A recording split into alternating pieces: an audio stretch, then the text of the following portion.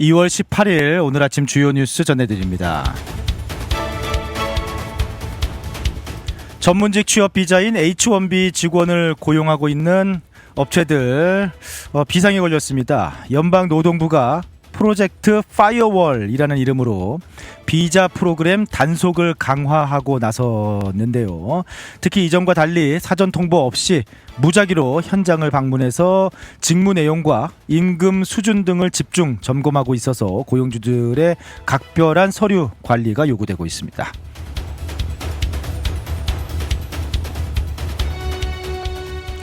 국토안보부 예산안 처리가 무산되어서 셧다운 사태가 이어지고 있는 가운데 크리스티 놈 장관이 샌디에고의 이민 구치소를 방문했습니다. 놈 장관은 이 자리에서 범죄에 연루된 이민자 3만여 명의 즉각적인 송환을 촉구하면서 강경한 입장을 보이기도 했는데요. 반면 지역 정치인들은 이민구치소의 열악한 환경을 비판하면서 이민세관 단속국인 아이스의 해체를 주장하는 등 팽팽한 대립을 이어가기도 했습니다. 지난 월요일 로드아일랜드의 아이스하키 경기장에서 벌어진 총기 난사 사건의 전말이 드러나서 충격을 주고 있습니다. 범인은 56세 남성이었는데요.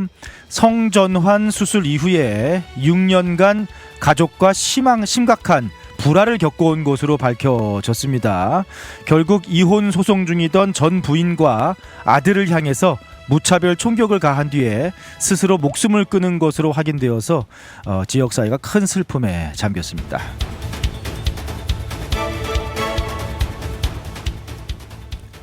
미국과 우크라이나, 러시아가 스위스 제네바에서 진행한 세 번째 종전 협상이 뚜렷한 합의점 없이 마무리되었습니다.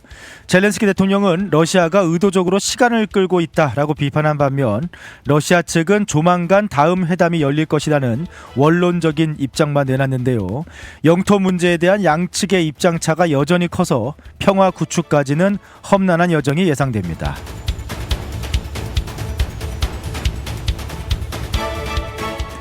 일본에서 다카이치 사나에 총리가 재선출되면서 제2 내각이 공식 출범했습니다. 조기 총선 압승을 바탕으로 출범한 이번 내각은 방위력 강화와 헌법 개정에 한층 속도를 낼 것으로 보입니다.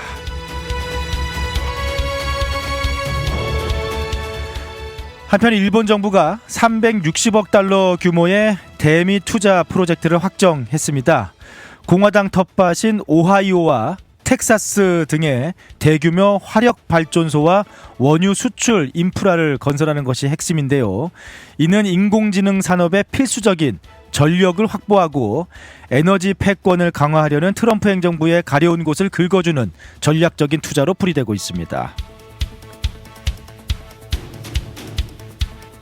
트럼프 행정부가 자국 조선업 재건, 소위 마스가를 위한 미국 해양 행동 계획을 구체적으로 발표했습니다. 초기에는 한국과 일본 조선소에서 선박을 건조하되 장기적으로는 미국 내 투자를 유도하겠다라는 구상인데요. 외국산 선박에 통행료를 부과하겠다라는 계획도 포함되어 있어서 한국의 조선업계에는 기회이자 동시에 새로운 무역 장벽이 될 수 있다라는 분석입니다.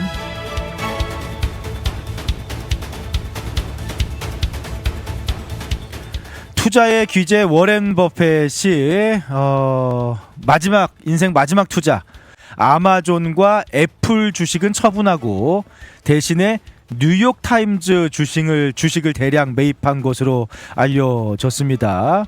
빅테크 주식을 처분하고 언론사 주식을 매입을 한 건데요. 약 5천억 원 규모의 이번 투자는 전통 매체인 신문이 강력한 디지털 모델을 통해서 생존해 갈 것이다 라는 워렌 버핏의 믿음이 반영된 것으로 보입니다. 이 소식에 뉴욕타임즈 주가는 장외 시장에서 급등세를 보이기도 했습니다.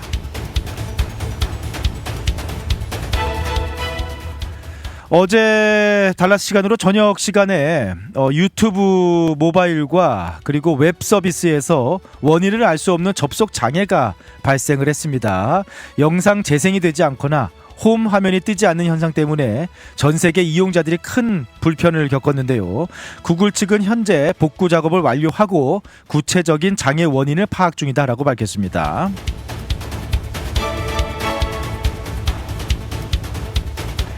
한때 고소득이 보장되던 컴퓨터 공학 전공자들의 취업난이 심각합니다. 인공지능인 AI의 확산으로 단순 코딩 업무가 대체되면서 관련 전공 실업률이 8%에 육박하고 있는데요. 불과 몇 년 전까지만 해도 취업 효자 종목이었던 컴퓨터 공학, 컴퓨터 사이언스 전공자들이 기술 업계의 채용 둔화와 맞물려서 명암이 엇갈리고 있는 상황입니다.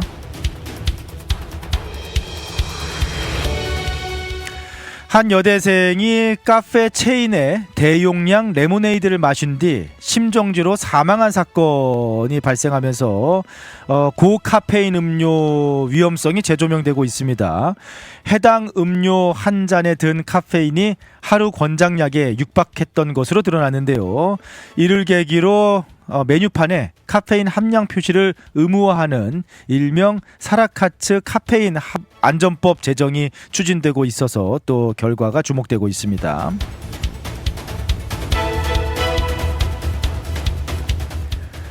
이탈리아 밀라노 코르티나 동계올림픽에 출전 중인 대한민국 여자 컬링 대표팀이 오늘 달라 시간으로 새벽에 강호 스웨덴을 8대3으로 완파했습니다. 이로써 한국 대표팀은 5승 3패를 기록하며 공동 3위에 올랐는데요. 내일 열리는 캐나다와의 예선 마지막 경기 결과에 따라서 준결승 진출을 확정 짓게 됩니다. 동계올림픽도 이제 막바지를 향해서 가고 있는 가운데 이번 올림픽에서 미국 태생의 두 중국계 스타 스키의 에일린 구와 그리고 피겨 스케이팅의 엘리사 리우를 둘러싼 온라인 논쟁이 뜨겁게 달아오르고 있습니다.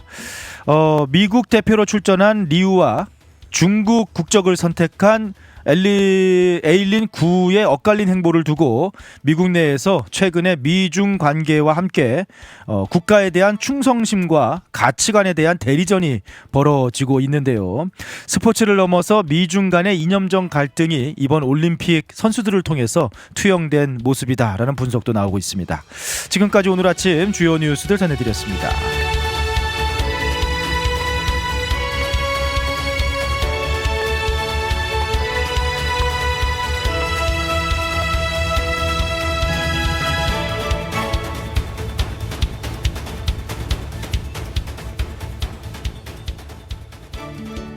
푸른투어와 함께라면 이동이 아닌 경험이 됩니다.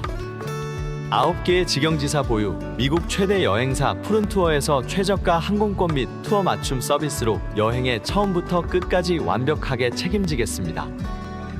더 넓고 쾌적해진 시온마켓 2층에서 푸른투어 달라스 지사와 함께하세요. 믿을 수 있는 미국 최대 여행사 푸른투어 469-615-6000번. 여행은 역시 푸른투어. 우리 가족 눈 건강 지킴이 바로 정무창 안과입니다. 5살 우리 아이 첫 시력 검사, 안경 없이 시력을 잡아주는 큰아이 드림 렌즈도 정무창 안과에서 했죠. 40대 되면서 피로한 눈도 다초점 렌즈 추천해 주셔서 훨씬 좋아졌고요. 어머님 백내장, 녹내장 검사도 정무창 안과에서 했답니다. 21년 경력이 그냥 지나간 시간이 아니더라고요. 안경, 렌즈, 거만도 정무창 안과에서 214-902-9779 파크 포레스트 옵티컬.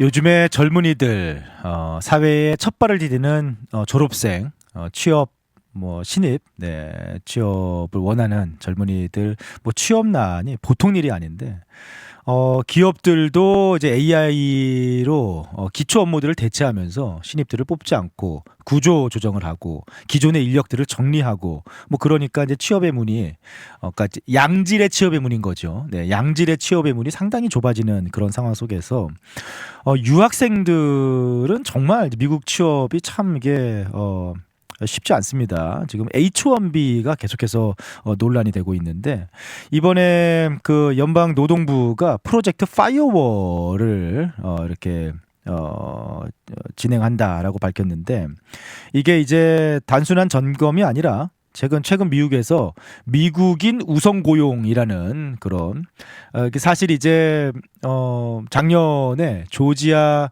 현대 뭐 그 배터리 공장에서 발생했던 뭐 그 사실 이제 잘못된 단속이다라는 비판이 나중에 이제 많이 일긴 했습니다만 그리고 트럼프 대통령도 잘못됐다 실수다 나는 몰랐다라고 말을 하기도 했고요. 하지만 그 배경에는 이제 미국인 우선 고용이라는 외국인 노동자들이 저렴하게 와서 뭐 H1B라든지 뭐 다른 비자를 이용해서 미국인들의 일자리를 뺏고 있다라는 뭐 그런 인식이거든요. 그래서 지금 이 프로젝트 파이어월 새로운 이제 단속 프로그램인데 과거에는 내부 고발이 있어야 이제 조사가 시작이 됐는데 이제는 노동부 장관이 합리적 근거만 있으면 사정 통보 없이 기업 실사에 나선다는 겁니다. 네, 회사 실사 H1B. 그래서 H1B 직원을 고용하면서 미국인 구인 노력은 소홀히 했는지. 이게 참 애매한 거죠. H1B를 활용해서 외국인 숙련 노동자를 고용하면서 그걸로 미국인 고용에는 조금 좀 소홀하게 하진 않았는지, 그 다음에 서류상의 직무와 실제 업무가 정확하게 일치하고 있는지 그것을 이제는 실사를 하겠다. 실사관이 현장에 들이닥쳐서 직함이 뭔지, 연봉을 얼마 받는지, 하루 일과가 어떻게 되는지 뭐 이렇게 조사를 하고요. 이때 서류와 단 한 글자라도 다르면은 비자가 취소될 수도 있다. H1B 비자가 취소될 수도 있다라는 뭐 그런 부분입니다. 이미 지금 H1B는 여러 가지 이제 변화들을 겪고 있는 상황이죠. 올해부터 가장 큰 변화가 웨이드 로터리입니다. 그러니까 가중치 부여 추천 방식인데 이전에는 그냥 일반 추천, 무작위 추천 방식이었는데 올해부터는 임금 수준별 가중치 부여 추천 방식으로 바뀝니다. 그래서 연봉에 따라서 추첨률이 달라지는 건데 총 이게 4단계로 최상급 숙련 에는 추천권 4장, 뭐 그 다음에 추천권 3장, 2장, 그리고 일반 신입 엔트리에는 1장, 뭐 이런 식으로 연봉에 따라서 이렇게 추첨 확률을 다르게 조정하는 뭐 그런 방식으로 이제 올해 바뀌게 됩니다. 네. 그리고 또 외국에서 H1B를 신청해서 미국에 취업을 할 시에는 기업이 그 채용 기업이 수수료로 10만 달러라는 엄청난 수수료를 내야 되는 그런 제도도 생겼고요. 그리고 1인 1등록제 유지라든지 뭐 이제 그런 좀 까다로워진 H1B 규정이 올해부터 새롭게 적용이 되는 가운데 최근에는 또 Exile Act라고 아예 H1B라는 제도 자체를 없애자. 이게 악용되는 사례도 많고 그리고 미국인들의 외국에서 어떻게 보면은 미국에서 미국인이 미국에서 공부하고 취업하려고 할 때 기대하는 연봉과 외국에서 H1B를 받아서 미국 기업에 취업할 때 기대 연봉이 이제 차이가 있다는 거예요. 아무래도 외국에서 H1B를 통해서 취업하는 사람들이 연봉이 더 낮습니다. 일반적으로. 그러다 보니까 그 연봉에서 경쟁력이 미국인들이 떨어지니까 미국인들이 일자리를 외국인들에게 뺏기고 있다라는 그런 인식이 있는 거죠. 네, 그래서 아예 뭐 지금 악용 사례도 있고 미국인들의 일자리를 뺏고 있는 이 잘못된 H1B 비자 제도 자체를 폐지하다라고 지금 공화당 일부 의원들이 법안을 발의하고 있는 그런 상황이에요.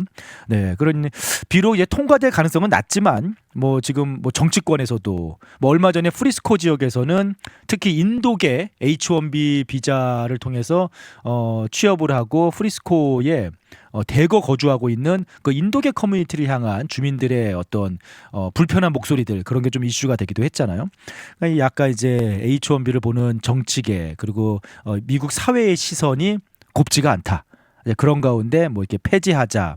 그리고 굉장히 까다롭게 네, 뭐 실제 필요한 인력들만 채용하겠다라는 뭐 이제 뭐 그런 식으로 지금 제도도 바뀌고 있고 올해부터 바뀌고 그다음에 거기에 더 나가서 프로젝트 파이어월 H1B 직원을 고용한 기업을 대상으로 불시 현장 실사를 하겠다라는 그런 프로그램까지 지금 발표를 해서 야 이게 참 H1B 상황도 뭐 만만치가 않고 뭐 저번에 한번 말씀드렸습니다만 뭐 어떻게 보면은 그 H1B 악용 사례 특히 이제 인도계 직원들이라든지 아니면 일부 중국계라든지 뭐 이렇게 악용 사례들도 많이 있었기 때문에 무작위 추첨 때는 오히려 좀 무작위 추첨에서 한인 신청자들은 굉장히 거의 뭐 가능성이 없는 뭐 최근에는 뭐 그런 상황이기도 했었는데 어쩌면은 오히려 한인 그 신청자들에게는 추첨 그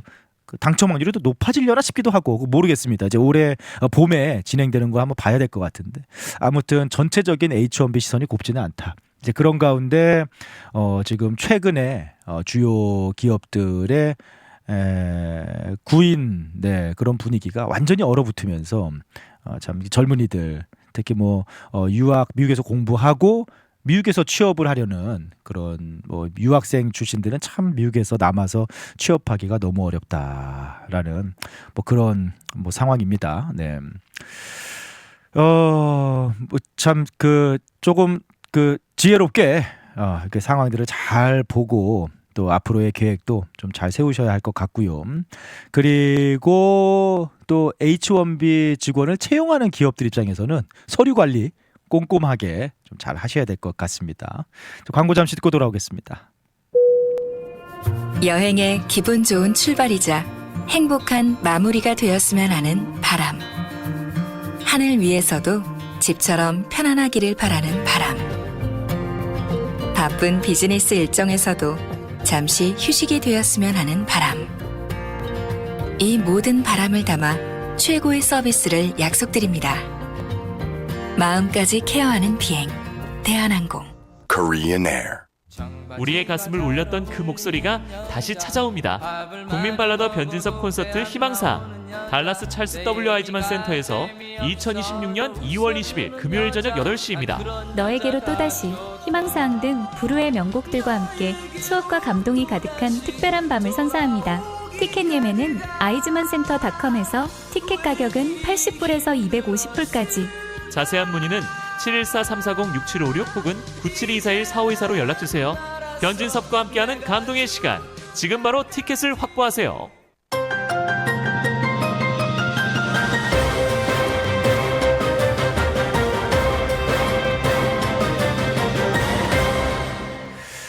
제시 잭슨 목사, 미국의 현대사에 큰 족적을 남긴 흑인 인권 운동가인데요.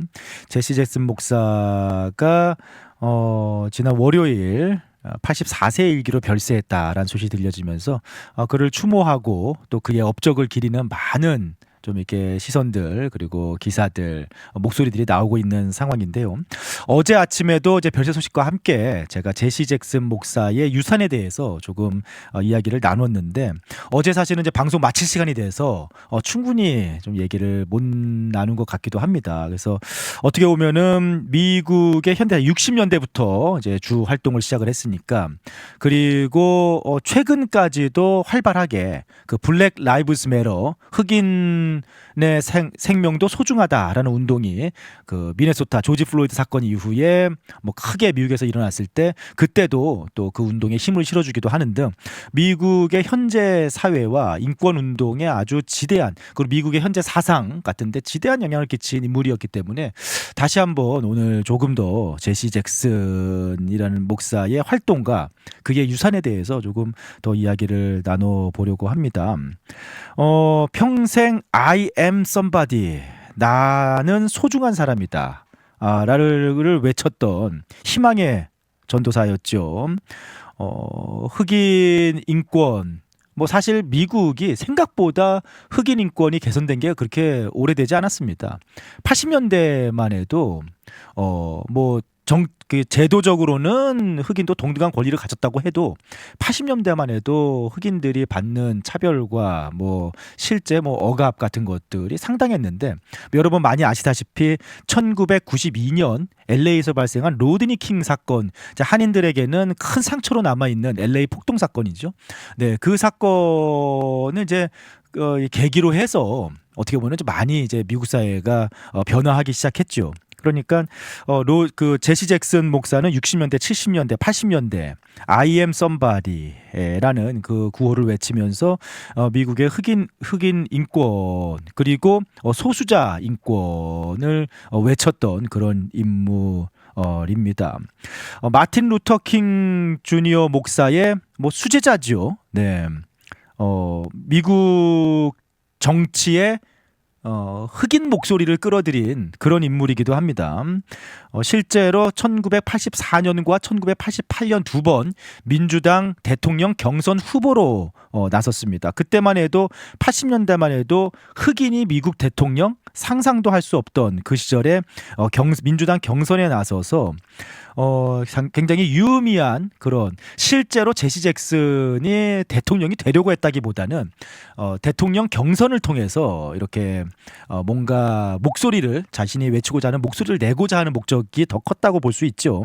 근데 어쨌든 그때 흑인이 미국 대통령 상상도 할 수 없었던 시절에 대통령 후보 경선에 나서면서 두 번 어떻게 보면은 훗날 버락 오바마라는 최초의 흑인 대통령이 탄생할 수 있는 정치적 토양을 만든 인물이죠. 오바마 전 대통령 역시 제시 잭슨이라는 인물이 달려온 길이 있기 때문에 내가 그 길을 따라서 걸을 수 있었다라고 이야기를 하기도 했고요. 그리고 또 그 경제적인 실제적인 운동을 펼친 그런 인물로 또 유명합니다. 시카고에서 오퍼레이션 푸시라는 단체를 설립해서 그냥 운동만 펼친 게 아니라 실제 실행을 하는 그런 모습을 보여줬는데 이 오퍼레이션 푸시가 어떤 일을 했느냐. 흑인들의 경제적 실권을 주장을 했습니다. 그래서 단지 그런 뭐 투표권만 갖는 것으로는 부족하다. 실제로 회사에 기업에 흑인들이 취직을 해서 돈을 벌어야 흑인 인권이 성장할 수 있다라는 그런 주장을 하면서 대기업들을 압박해서 흑인들을 채용하는 이제 소위 그 인종별 쿼터 부분이죠. 이제 기업들의 요즘에 이제 DEI 정책하고 맞물려 있습니다. 그래서 실제로 당시 이제 많은 뭐 코카콜라, 맥도날드 같은 많은 대기업들이 일정 부분 숫자를 정해서 흑인을 어떻게 보면 의무적으로 채용하는 뭐 이제 그런 움직임을 만들었던 단체가 오퍼레이션 푸시였습니다. 그래서 실제로 기업들로 하여금 흑인을 채용하게 만드는 그런 일들을 만들어냈고요. 그 외에도 다양한 일들 외교적인 뭐 그런 일들을 하기도 했고 또 당시에 이제 맥주 회사죠. 안호이저 부시 그리고 코카콜라를 상대로 불매 운동을 벌이기도 해서 그 흑인 공동체가 경제적으로 이 정도의 힘이 있다라고 뭐 증명한 그런 대표적인 사례를 만들기도 하고, 그러니까 뭐 이런 식으로 뭐 우리가 마시는 음료수 회사에 우리 아이들, 그러니까 흑인 아이들이 취업하지 못한다면은 우리 흑인들이 그 음료수를 마실 이유가 없다라고 이제 그 맥주 회사 부시하고 코카콜라 불매 운동, 흑인 사회 불매 운동을 벌이기도 했습니다. 뭐 이런 여러 가지 활동들을 통해서 실제로 기업들이 소수의 고용 할당량을 갖도록 하는데 큰 역할을 했던 그런 인물이고요. 그 다음에 또 가장 잘 알려진 게 무지개 연합이죠. 네, 레인보우 코올리션, 무지개 연합을 이렇게 만들어서 흑인 그리고 더 나아가서 뭐 아시아계도 포함해서 인종적 소수자들, 그 다음에 당시에 이제 성소수자들, 뭐를 다 포함한 뭐 지금도 사실 이게 소수자, 특히 이제 성소수자 LGBT 뭐 같은 경우에 무지개 깃발을 사용하잖아요. 이제 여기서 시작이 된 겁니다. 무지개 연합이라는 것을 이제 만들어서 미국 사회의 혁신, 소수자를 포용하는 그런 운동을 만들어내기도 했죠. 커먼 그라운드 연설은 굉장히 유명합니다. 커먼 그라운드.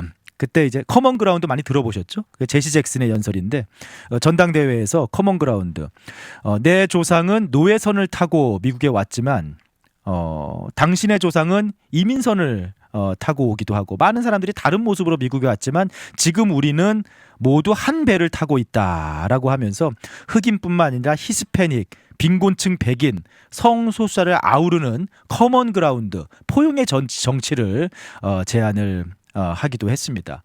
아주 굵직굵직한 지금 현재의 미국의 사상들, 그러니까 지금은 사실은 이제 소위 그 민주당의 정치적 기반이 된 사상들, 그다음에 DEI 정책이라든지 여러 가지 지금은 많이 비판도 받고 있습니다. PC주의라든지 그다음에 이런 레인보우 포용성 정책이라든지 소수자 정책이라든지 그런 것들을 어떻게 보면 만들어낸 인물, 현재의 미국의 사상을 정립한 그런 인물로 이렇게 여겨지고 있는 그런 인물이죠. 명성이 높았고 많은 변화와 혁신을 만들어냈던 그런 인물인 것을 맞고 존경을 많이 받고 있는 인물인 것이 맞습니다. 하지만 그 결과에 대해서 비판도 있고 그리고 몇 가지 실수에 대한 행보에 대한 비판도 역시 있습니다. 양면이 있는데요. 우선은 개인적인 이제 실책 하이미타운 발언인데요. 그 1984년 대선 경선 당시 제시 잭슨 목사가 워싱턴 포스트의 흑인 기자 밀턴 콜먼과 사적으로 대화를 하는 도중에 뉴욕시를 비하하는 속어인 하이미타운, 그리고 또 뉴욕시에 많이 거주하고 있던 유대인을 지칭하는 비속어인 하이미라는 단어를 사용했습니다. 하이미가 유대인을 비하하는 멸칭이거든요. 근데 이제는 그때 제시 잭슨 목사가 뉴욕에 유대인 인구가 많다라는 점을 빗대서 그것을 조롱하는 표현으로 하이미타운, 하이미라는 표현을 했습니다. 그런데 이제 이게 제시 잭슨 목사가 모든 흑인이 소중하다, 흑인 인권이 소중하다, 모든 소수자를 품는 그런 연합, 이런 걸 주창하고 있었는데 오히려 유대인을 비하하는, 조롱하는 이런 표현을 사용을 하면서 당시에 유대인 사회가 강력하게 반발을 했었고요. 흑인과 유대인 공동체 사이에 연대가, 오랜 연대의 균열이 가는 그런 결정적인 계기가 되기도 했습니다. 어떻게 보면은 제시 잭슨 목사가 직접적으로 실수한 가장 큰 발언 중에 하나죠. 네. 잭슨은 이후에 공식적으로 사과를 했지만 이 사건은 어떻게 보면 선택적 포용이 아니냐. 네, 유대인은 이렇게 조롱하면서 선택적인 포용이 아니었느냐, 분열의 정치인이다라는 그런 비판을 또 있게 만드는 그런 주요 근거가 되기도 했고요. 그리고 그의 유산이 지금 현재 미국에서 제시 잭슨 목사가 만들어낸 건 아니라고 해도 지금 미국 사회의 분열과 갈등, 그리고 결국에는 소수자를 우대하고 포용하고 하는 정책들 속에서 이제 오히려 백인 노동계층이 역차별을 받는다라는 그런 반발. 그 다음에 제시 잭슨이 각 집단의 정체성을 결집해서 연대를 꾀했지만 이게 이제 전체 미국이라는 하나의 시민이 아니라 오히려 인종별로, 그리고 성별로, 계급으로 나누는 그런 계기가 된 것이 아니냐라는 비판도 있습니다. 최근에는 결국에 이런 움직임들이 반작용이 발생을 하면서 트럼프주의, 마가 운동, 트럼피즘 같은 강력한 우파 반발의 도화선이 결국에는 되었다라는 비판도 있고요. 참 이제 많은 미국의 현대사에 정말 의미 있는 그런 현재 미국의 사상을 만드는 그런 행보를 보이고 정말 대단한 업적을 이룬 혁신의 인권 운동가가 바로 제시 잭슨, 존경받는 인물인데, 또 한편으로는 그의 유산이 지금 미국에서 갈등의, 분열의 어떤 그런 씨앗이 되고 말았다라는 부분에서는 참 안타까운 생각이 드는 것도 맞죠. 제시 잭슨 목사는 나도 I am somebody와 함께 keep hope alive, 희망을 계속 간직하자라고 주장을 해왔는데, 지금 미국에 이게 정말 갈라져서 이게 충돌하고 분열하는 모습을 보면은 참 안타까운 마음이 들지만, 다시 한번 keep hope alive, 어떻게 미국에 다른 조각들이 이렇게 어우러져서 진정한 의미의 무지개를 이룰 수 있을지. 지금은 다시 불안정한 무지개가 됐어요. 근데 이게 진정한 의미의 통합을 이룰 수 있을지. 네. 참 이게 제시 잭슨 목사의 별세 소식과 함께 다시 한번 그가 남긴 유산과 현재 미국 사회의 모습을 돌아보는 그런 계기가 되고 있지 않나라는 생각이 듭니다. 자, 여기까지 오늘 아침 미국 소식 전해드렸습니다. DK넷 앱 아이폰에서